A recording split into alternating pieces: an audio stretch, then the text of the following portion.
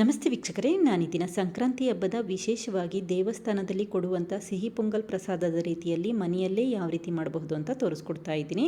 ಒಂದು ಸರಿ ಈ ರೀತಿ ಸಿಹಿ ಪೊಂಗಲ್ ಮಾಡಿ ನೋಡಿ, ಅಷ್ಟು ರುಚಿಯಾಗಿರುತ್ತೆ. ದೇವಸ್ಥಾನದಲ್ಲಿ ಪ್ರಸಾದ ಇರುತ್ತಲ್ಲ ಅದೇ ರೀತಿಯಲ್ಲಿರುತ್ತೆ. ಹಾಗೆ ನಿಮಗೆ ಈ ವಿಡಿಯೋ ಇಷ್ಟ ಅಂದರೆ ಪ್ಲೀಸ್ ವಿಡಿಯೋನ ಲೈಕ್ ಮಾಡಿ ಮತ್ತು ಚಾನಲ್ಗೆ ಸಬ್ಸ್ಕ್ರೈಬ್ ಮಾಡಿ. ಈಗ ಸಿಹಿ ಪೊಂಗಲ್ ಯಾವ ರೀತಿ ಮಾಡೋದು ಅಂತ ನೋಡ್ಕೊಳ್ಳೋಣ ಬನ್ನಿ.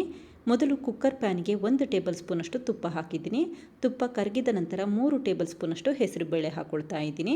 ಈಗ ಉರಿನ ಲೋ ಫ್ಲೇಮಲ್ಲಿ ಇಟ್ಕೊಂಡು ಹೆಸರುಬೇಳೆನ 1-2 ನಿಮಿಷ ಹುರ್ಕೊಳ್ತಾ ಇದ್ದೀನಿ.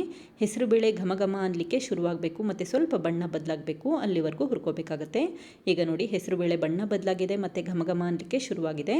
ಈ ಸಮಯದಲ್ಲಿ 1 ಕಪ್ಪಷ್ಟು ತೊಳೆದಿರುವಂಥ ಅಕ್ಕಿ ಹಾಕ್ಕೊಳ್ತಾ ಇದ್ದೀನಿ. ಅಕ್ಕಿನ 1-2 ಬಾರಿ ನೀರಲ್ಲಿ ತೊಳೆದು ನಂತರ ಉಪಯೋಗಿಸ್ಕೊಳ್ತಾ ಇದ್ದೀನಿ. ನಾನಿಲ್ಲಿ ಸೋನಾ ಮಸೂರಿ ಅಕ್ಕಿ ಉಪಯೋಗಿಸ್ಕೊಳ್ತಾ ಇದ್ದೀನಿ. ನಿಮ್ಮ ಮನೆಯಲ್ಲಿ ಯಾವ ಅಕ್ಕಿ ಇರುತ್ತೆ ಅದನ್ನೇ ಉಪಯೋಗಿಸಬಹುದು. ಈಗ ಅಕ್ಕಿ ಮತ್ತು ಬೇಳೆನ ಚೆನ್ನಾಗಿ ಮಿಕ್ಸ್ ಮಾಡ್ಕೊಳ್ತಾ ಇದ್ದೀನಿ. ಈ ರೀತಿ ಮಿಕ್ಸ್ ಮಾಡಿದ ನಂತರ 4 ಕಪ್ಪಷ್ಟು ನೀರು ಹಾಕ್ಕೊಳ್ತಾ ಇದ್ದೀನಿ. ಪೊಂಗಲ್ ಮಾಡಲಿಕ್ಕೆ 1 ಕಪ್ಪಷ್ಟು ಅಕ್ಕಿ ತೊಗೊಂಡ್ರೆ 4 ಕಪ್ಪಷ್ಟು ನೀರು ಉಪಯೋಗಿಸ್ಬೇಕಾಗತ್ತೆ. ಸಾಮಾನ್ಯವಾಗಿ ಅನ್ನ ಮಾಡಲಿಕ್ಕಾದರೆ 1 ಕಪ್ಪಷ್ಟು ಅಕ್ಕಿಗೆ 2 ಕಪ್ಪಷ್ಟು ನೀರು ಹಾಕ್ಕೊಳ್ತೀವಿ.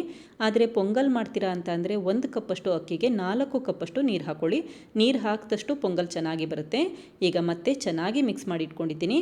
ನಂತರ ಲಿಡ್ ಕ್ಲೋಸ್ ಮಾಡಿ 4 ವಿಷಲ್ ಕೂಗಿಸ್ಕೊಳ್ತಾ ಇದ್ದೀನಿ. ಕಾರಣ ಇಷ್ಟೇ, ಬೇಳೆ ಮತ್ತು ಅಕ್ಕಿ ಚೆನ್ನಾಗಿ ಬೆಂದಿರಬೇಕು, ತುಂಬ ಸಾಫ್ಟ್ ಆಗಿರಬೇಕು. ಅದಕ್ಕೋಸ್ಕರ 4 ವಿಷಲ್ ಕೂಗಿಸ್ಕೊಂಡಿದ್ದೀನಿ. ನಂತರ ಸ್ಟವ್ ಆಫ್ ಮಾಡಿಕೊಂಡು ಕುಕ್ಕರ್ನ ತಣ್ಣಗಾಗಲಿಕ್ಕೆ ಹಾಗೆ ಇಟ್ಟಿದ್ದೀನಿ. ಈಗ ನೋಡಿ, ಕುಕ್ಕರ್ ಚೆನ್ನಾಗಿ ತಣ್ಣಗಾಗಿದೆ. ನಂತರ ಲಿಡ್ ಓಪನ್ ಮಾಡ್ಕೊಳ್ತಾ ಇದ್ದೀನಿ. ಈಗ ನೋಡಿ, ಬೇಳೆ ಮತ್ತು ಅನ್ನ ಚೆನ್ನಾಗಿ ಬೆಂದಿದೆ. ಈ ರೀತಿ ಬೇಳೆ ಮತ್ತು ಅನ್ನ ಬಿಸಿ ಇರಬೇಕಾದ್ರೇ ಚೆನ್ನಾಗಿ ಮಿಕ್ಸ್ ಮಾಡ್ಕೊಳ್ಳಿ. ಬೇಳೆ ಮತ್ತು ಅನ್ನ ಎಲ್ಲ ಚೆನ್ನಾಗಿ ಮ್ಯಾಶ್ ಮಾಡ್ಕೋಬೇಕಾಗತ್ತೆ. ಈ ರೀತಿ ಮಾಡೋದ್ರಿಂದ ಪೊಂಗಲ್ ಕೂಡ ಚೆನ್ನಾಗಿ ಬರುತ್ತೆ. ಈಗ ನೋಡಿ, ಬೇಳೆ ಮತ್ತು ಅನ್ನನ ಚೆನ್ನಾಗಿ ಮೆತ್ತಗೆ ಮಾಡಿಟ್ಕೊಂಡಿದ್ದೀನಿ. ನಂತರ ಮತ್ತೊಂದು ಪಾತ್ರೆಗೆ 1 ಕಪ್ಪಷ್ಟು ಬೆಲ್ಲ ಹಾಕ್ಕೊಳ್ತಾ ಇದ್ದೀನಿ. ಹಾಗೆ 1 ಕಪ್ಪಷ್ಟು ನೀರು ಹಾಕ್ಕೊಂಡು ಬೆಲ್ಲನ ಕರಗಲಿಕ್ಕೆ ಇಟ್ಕೊಳ್ತಾ ಇದ್ದೀನಿ. ನೀವಿಲ್ಲಿ ಪೊಂಗಲಲ್ಲಿ ಸ್ವಲ್ಪ ಸಿಹಿ ಅಂಶ ಜಾಸ್ತಿ ಬೇಕು ಅನಿಸಿದ್ರೆ 1/4ರಿಂದ 1.5 ಕಪ್ಪಷ್ಟು ಬೆಲ್ಲ ಉಪಯೋಗಿಸಬಹುದು. ನಾನಿಲ್ಲಿ 3 ಅಚ್ಚಷ್ಟು ಬೆಲ್ಲ ಉಪಯೋಗಿಸಿದ್ದೀನಿ ಅಷ್ಟೇ. ಈಗ ನೋಡಿ, ಬೆಲ್ಲ ನೀರಿನಲ್ಲಿ ಕರಗಿದೆ. ತಕ್ಷಣ ಸ್ಟವ್ ಆಫ್ ಮಾಡಿಕೊಂಡು ಈ ಬೆಲ್ಲದ ನೀರನ್ನು ಹಾಗೆ ಎತ್ತಿಟ್ಕೊಳ್ತಾ ಇದ್ದೀನಿ. ನಂತರ ಮತ್ತೊಂದು ಪಾತ್ರೆಗೆ ಬೆಲ್ಲದ ನೀರನ್ನು ಶೋಧಿಸ್ಕೊಳ್ತಾ ಇದ್ದೀನಿ. ನೀವಿಲ್ಲಿ ಡೈರೆಕ್ಟಾಗಿ ಕುಕ್ಕರ್ನಲ್ಲೇ ಪೊಂಗಲ್ ಮಾಡ್ತೀರಾ ಅಂತ ಅಂದರೆ ಕುಕ್ಕರ್ನಲ್ಲೇ ಈ ಬೆಲ್ಲದ ನೀರನ್ನು ಶೋಧಿಸ್ಕೋಬಹುದು. ನಾನಿಲ್ಲಿ ಮತ್ತೊಂದು ಪಾತ್ರೆಯಲ್ಲಿ ಪೊಂಗಲ್ ಮಾಡ್ತಾ ಇದ್ದೀನಿ ಅಷ್ಟೇ. ಈಗ ಶೋಧಿಸಿರುವಂಥ ಬೆಲ್ಲದ ನೀರಿಗೆ ಅನ್ನ ಹಾಕ್ಕೊಳ್ತಾ ಇದ್ದೀನಿ. ಅನ್ನನ ಬೆಲ್ಲದ ನೀರಿಗೆ ಹಾಕೋದಕ್ಕಿಂತ ಮುಂಚೆ ಚೆನ್ನಾಗಿ ಮ್ಯಾಶ್ ಮಾಡಿಕೊಂಡು ನಂತರ ಅಷ್ಟೇ ಹಾಕೊಳ್ಳಿ. ಆವಾಗ ಪೊಂಗಲ್ ಕೂಡ ತುಂಬಾ ಚೆನ್ನಾಗಿ ಬರುತ್ತೆ. ಇಲ್ಲ ಅಂತಂದರೆ ಅನ್ನ ಮತ್ತು ಬೇಳೆ ಹಾಗೆ ಉದ್ದುದ್ರಾಗಿರುತ್ತೆ, ಆವಾಗ ಚೆನ್ನಾಗಿ ಅನ್ಸೋದಿಲ್ಲ ಪೊಂಗಲ್. ಈ ರೀತಿ ಚೆನ್ನಾಗಿ ಮ್ಯಾಶ್ ಮಾಡಿಕೊಂಡ ನಂತರ ಅಷ್ಟೇ ಬೆಲ್ಲದ ನೀರಿಗೆ ಹಾಕ್ಕೊಂಡು ಚೆನ್ನಾಗಿ ಮಿಕ್ಸ್ ಮಾಡ್ಕೊಳ್ಳಿ. ಈಗ ಊರಿನ ಲೋ ಫ್ಲೇಮಲ್ಲಿ ಇಟ್ಕೊಂಡು 10 ನಿಮಿಷ ಈ ರೀತಿ ಕಂಟಿನ್ಯೂಯಸ್ ಆಗಿ ಮಿಕ್ಸ್ ಮಾಡ್ಕೊಳ್ತಾ ಇದ್ದೀನಿ. ಇದೇ ಸಮಯದಲ್ಲಿ ಅರ್ಧ ಕಪ್ಪಷ್ಟು ನೀರು ಹಾಕ್ಕೊಳ್ತಾ ಇದ್ದೀನಿ. ನೀವಿಲ್ಲಿ ನೀರಿನ ಬದಲಾಗಿ ಹಾಲನ್ನು ಕೂಡ ಉಪಯೋಗಿಸಬಹುದು. ನಾನಿಲ್ಲಿ ನೀರಿನಲ್ಲೇ ಪೊಂಗಲ್ ಮಾಡ್ಕೊಳ್ತಾ ಇದ್ದೀನಿ. ಈಗ ಚೆನ್ನಾಗಿ ಮಿಕ್ಸ್ ಮಾಡಿಕೊಂಡು 10 ನಿಮಿಷ ಊರಿನ ಲೋ ಫ್ಲೇಮಲ್ಲಿ ಇಟ್ಕೊಂಡು ಪೊಂಗಲ್ನ ಬೇಯಲಿಕ್ಕೆ ಇಟ್ಕೊಳ್ತಾ ಇದ್ದೀನಿ. ಈ ರೀತಿ ಕಂಟಿನ್ಯೂಯಸ್ ಆಗಿ ಮಿಕ್ಸ್ ಮಾಡ್ಕೊಳ್ತಾನೆ ಇರಿ, ಆವಾಗ ಪೊಂಗಲ್ ತಳ ಕೂಡ ಹಿಡಿಯೋದಿಲ್ಲ, ಚೆನ್ನಾಗಿ ಬೆಂದಿರುತ್ತೆ. ಇದೇ ಸಮಯದಲ್ಲಿ ಮತ್ತೊಂದು ಬಾಣಲಿಗೆ 1 ಟೇಬಲ್ ಸ್ಪೂನಷ್ಟು ತುಪ್ಪ ಹಾಕ್ಕೊಳ್ತಾ ಇದ್ದೀನಿ. ಗೋಡಂಬಿ ಮತ್ತು ಒಣ ದ್ರಾಕ್ಷಿನ ತುಪ್ಪದಲ್ಲಿ ಫ್ರೈ ಮಾಡ್ಕೋಬೇಕಾಗುತ್ತೆ. ಅದಕ್ಕೋಸ್ಕರ ತುಪ್ಪನ ಕರಗಲಿಕ್ಕೆ ಇಟ್ಕೊಂಡಿದ್ದೀನಿ. ಈಗ ತುಪ್ಪ ಚೆನ್ನಾಗಿ ಕರಗಿದೆ. ನಂತರ ಸ್ವಲ್ಪ ಗೋಡಂಬಿ ಹಾಕ್ಕೊಂಡು ಊರಿನ ಲೋ ಫ್ಲೇಮಲ್ಲಿ ಇಟ್ಕೊಂಡು ಗೋಡಂಬಿನ ಫ್ರೈ ಮಾಡಿ ಇಟ್ಕೊಂಡಿದ್ದೀನಿ.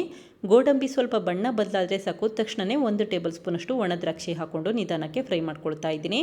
ಈಗ ನೋಡಿ, ಒಣ ದ್ರಾಕ್ಷಿ ಮತ್ತು ಗೋಡಂಬಿ ಚೆನ್ನಾಗಿ ಫ್ರೈ ಆಗಿದೆ. ಕೊನೆಯದಾಗಿ 2 ಲವಂಗ ಹಾಕ್ಕೊಂಡು ತುಪ್ಪದಲ್ಲಿ ಫ್ರೈ ಮಾಡ್ಕೊಳ್ತಾ ಇದ್ದೀನಿ.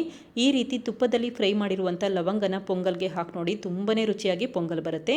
ಹಾಗೆ ಸ್ವಲ್ಪ ಪ್ರಮಾಣದಲ್ಲಿ ಗೋಡಂಬಿ ಮತ್ತು ದ್ರಾಕ್ಷಿನ ಹಾಗೆ ಎತ್ತಿಟ್ಕೊಳ್ತಾ ಇದ್ದೀನಿ. ಕೊನೆಯದಾಗಿ ಡೆಕೋರೇಟ್ ಮಾಡಲಿಕ್ಕೆ ಅದನ್ನು ಉಪಯೋಗಿಸಬಹುದು. ಈಗ ಪೊಂಗಲ್ ಕೂಡ 10 ನಿಮಿಷ ಚೆನ್ನಾಗಿ ಬೆಂದಿದೆ. ಈಗ ಫ್ರೈ ಮಾಡಿರುವಂಥ ಗೋಡಂಬಿ ಮತ್ತು ದ್ರಾಕ್ಷಿ ಹಾಕ್ಕೊಂಡು ಚೆನ್ನಾಗಿ ಮಿಕ್ಸ್ ಮಾಡ್ಕೊಳ್ತಾ ಇದ್ದೀನಿ. ಹಾಗೆ ಸಿಹಿ ಪೊಂಗಲ್ ಮಾಡಬೇಕಾದ್ರೆ ಹೆಸರುಬೇಳೆನ ತುಂಬ ಜಾಸ್ತಿ ಪ್ರಮಾಣದಲ್ಲಿ ಹಾಕಬೇಡಿ. ಕಾರಣ ಇಷ್ಟೇ, ಪೊಂಗಲ್ ತಣ್ಣಗಾದ್ಮೇಲೆ ತುಂಬಾ ಗಟ್ಟಿಯಾಗಿಬಿಡುತ್ತೆ ಮತ್ತು ತಿನ್ನಲಿಕ್ಕೂ ಕೂಡ ಚೆನ್ನಾಗಿ ಅನ್ಸೋದಿಲ್ಲ. ಈಗ ಅರ್ಧ ಟೀ ಸ್ಪೂನಷ್ಟು ಪುಡಿ ಮಾಡಿರುವಂಥ ಏಲಕ್ಕಿ ಹಾಕ್ಕೊಂಡು ಚೆನ್ನಾಗಿ ಮಿಕ್ಸ್ ಮಾಡ್ಕೊಳ್ತಾ ಇದ್ದೀನಿ. ಏಲಕ್ಕಿ ಪುಡಿ ಹಾಕೋದ್ರಿಂದ ಪೊಂಗಲ್ ರುಚಿ ತುಂಬಾ ಚೆನ್ನಾಗಿ ಬರುತ್ತೆ ಮತ್ತು ಫ್ಲೇವರ್ ಕೂಡ ಚೆನ್ನಾಗಿರುತ್ತೆ. ಈಗ 2 ಟೇಬಲ್ ಸ್ಪೂನಷ್ಟು ತುಪ್ಪ ಹಾಕ್ಕೊಳ್ತಾ ಇದ್ದೀನಿ. ಈ ರೀತಿ ತುಪ್ಪ ಹಾಕಿದ ನಂತರ ಚೆನ್ನಾಗಿ ಮಿಕ್ಸ್ ಮಾಡಿಕೊಂಡು 1-2 ನಿಮಿಷ ಲೋ ಫ್ಲೇಮಲ್ಲಿ ಬೇಯಲಿಕ್ಕೆ ಇಟ್ಕೊಳ್ತಾ ಇದ್ದೀನಿ. ಈಗ ನೋಡಿ, ತುಪ್ಪನ ಚೆನ್ನಾಗಿ ಪೊಂಗಲ್ನಲ್ಲಿ ಮಿಕ್ಸ್ ಮಾಡ್ಕೊಳ್ತಾ ಇದ್ದೀನಿ. ಹಾಗೆ ತುಂಬ ಜಾಸ್ತಿ ಪ್ರಮಾಣದಲ್ಲಿ ತುಪ್ಪ ಹಾಕೋ ಅವಶ್ಯಕತೆ ಇರೋದಿಲ್ಲ. ಕೇವಲ 1 ಕಪ್ಪಷ್ಟು ಅಕ್ಕಿಗೆ 4 ಟೇಬಲ್ ಸ್ಪೂನಷ್ಟು ತುಪ್ಪ ಉಪಯೋಗಿಸಿದ್ರೆ ಸಾಕು. ನೋಡಿ, ಈ ಕನ್ಸಿಸ್ಟೆನ್ಸಿಯಲ್ಲಿ ಪೊಂಗಲ್ ಇರಬೇಕಾಗತ್ತೆ, ಆವಾಗ ತುಂಬಾ ಚೆನ್ನಾಗಿರುತ್ತೆ, ಸಾಫ್ಟಾಗಿ ಪೊಂಗಲ್ ಬಂದಿರುತ್ತೆ. ಈಗ ತಕ್ಷಣವೇ ಸ್ಟವ್ ಆಫ್ ಮಾಡಿ ಇಟ್ಕೊಂಡಿದ್ದೀನಿ. ಹಾಗೆ ಸ್ವಲ್ಪ ಗೋಡಂಬಿ ಮತ್ತು ಒಣ ದ್ರಾಕ್ಷಿಯಿಂದ ಡೆಕೋರೇಟ್ ಮಾಡ್ಕೊಳ್ತಾ ಇದ್ದೀನಿ. ಈ ರೀತಿ ಮಾಡೋದ್ರಿಂದ ತುಂಬಾ ರುಚಿಯಾಗಿ ಅನಿಸುತ್ತೆ. ಹಾಗೆ 1 ಟೀ ಸ್ಪೂನಷ್ಟು ತುಪ್ಪ ಹಾಕ್ಕೊಂಡು ಚೆನ್ನಾಗಿ ಸ್ಪ್ರೆಡ್ ಮಾಡಿ ಇಟ್ಕೊಂಡಿದ್ದೀನಿ. ಈಗ ನೋಡಿ, ಪೊಂಗಲ್ನ ತೆಗೆದಿಟ್ಕೊಂಡಿದ್ದೀನಿ. ಎಷ್ಟು ಚೆನ್ನಾಗಿ ಪೊಂಗಲ್ ಬಂದಿದೆ ಅಂತ ಗೊತ್ತಾಗ್ತಾ ಇದೆ. ಇದನ್ನೀಗ ಒಂದು ಪ್ಲೇಟಿಗೆ ಸರ್ವ್ ಮಾಡ್ಕೊಳ್ತಾ ಇದ್ದೀನಿ. ನೋಡಿ, ಈ ರೀತಿ ಸಾಫ್ಟಾಗಿ ಪೊಂಗಲ್ ಬಂದಿರಬೇಕು, ಬಾಯಲ್ಲಿಟ್ಟರೆ ಕರ್ಗೋ ಹಾಗೆ ಪೊಂಗಲ್ ಇರಬೇಕು, ಆವಾಗ ತುಂಬಾ ರುಚಿಯಾಗಿರುತ್ತೆ. ದೇವಸ್ಥಾನದಲ್ಲಿ ಯಾವ ರೀತಿ ಪೊಂಗಲ್ ಇರುತ್ತೆ ಅದೇ ರೀತಿಯಲ್ಲಿರುತ್ತೆ. ಒಂದು ಸರಿ ಈ ರೀತಿ ಪೊಂಗಲ್ ಮಾಡಿ ನೋಡಿ, ಕಡಿಮೆ ಸಾಮಗ್ರಿಗಳನ್ನ ಉಪಯೋಗಿಸ್ಕೊಂಡು ಈ ರೀತಿ ಸುಲಭವಾಗಿ ಪೊಂಗಲ್ ಮಾಡಬಹುದು, ಹಾಗೆ ತುಂಬಾ ರುಚಿಯಾಗಿರುತ್ತೆ. ನೋಡಿದ್ರಲ್ಲ ಫ್ರೆಂಡ್ಸ್, ಎಷ್ಟು ಸುಲಭವಾಗಿ ಮಕರ ಸಂಕ್ರಾಂತಿ ಹಬ್ಬದ ವಿಶೇಷವಾಗಿ ಸಿಹಿ ಪೊಂಗಲ್ನ ಯಾವ ರೀತಿ ಮಾಡಿದೆ ಅಂತ ಗೊತ್ತಾಯ್ತಲ್ವಾ. ಒಂದು ಸರಿ ಈ ರೀತಿ ಸಿಹಿ ಪೊಂಗಲ್ ಮಾಡಿ ನೋಡಿ, ಬಾಯಲ್ಲಿಟ್ಟರೆ ಕರ್ಗೋ ಹಾಗೆ ಇರುತ್ತೆ, ಅಷ್ಟು ರುಚಿಯಾಗಿರುತ್ತೆ. ನೀವು ಕೂಡ ಒಮ್ಮೆ ಪ್ರಯತ್ನಿಸಿ, ಖಂಡಿತ ಇಷ್ಟಪಡ್ತೀರಾ. Thank you. ಲೈಕ್ ಮಾಡಿ ಮತ್ತು ಸಬ್ಸ್ಕ್ರೈಬ್ ಮಾಡಿ.